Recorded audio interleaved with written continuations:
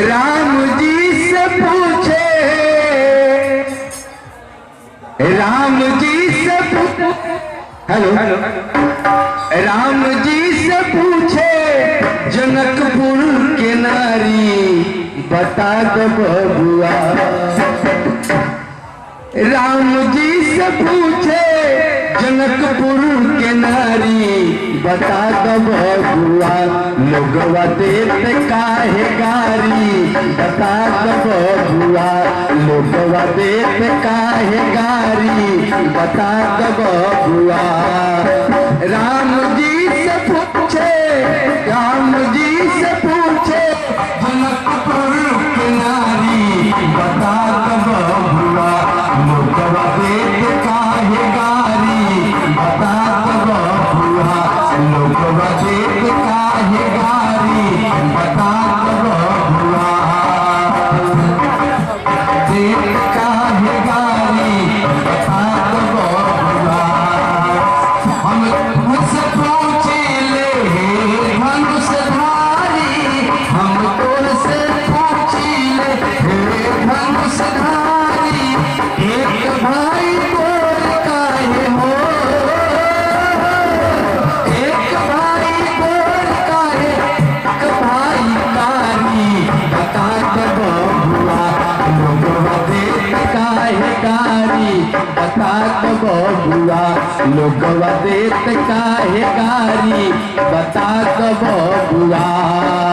राम जी से पूछे, राम जी से पूछे जनकपुर के नारी बता दो बबुआ।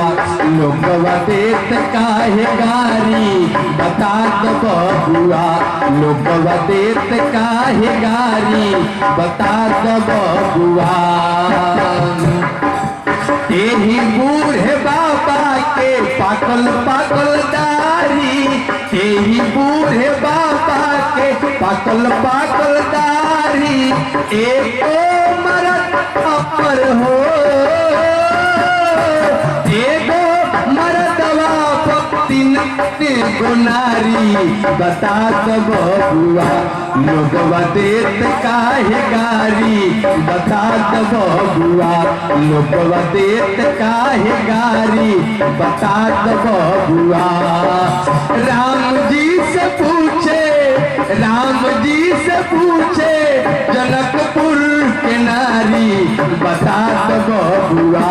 लोगवा देते काहे गारी बता दो बबुआ।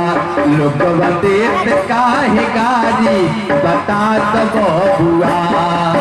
देखे में पतर छितर घोड़े खाए थारी, देखे में पतर छितर हो,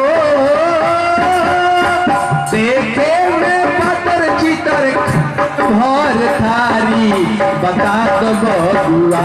लोगवा देते काहे गारी बता दो बबुआ। लोगवा देते काहे गारी बता दो बबुआ। लोगवा देते काहे गारी बता दो बबुआ। लोगवा देते काहे गारी बता दो बबुआ। लोगवा देते काहे गारी बता दो बबुआ। लोगवा देते काहे गारी बता दो बबुआ।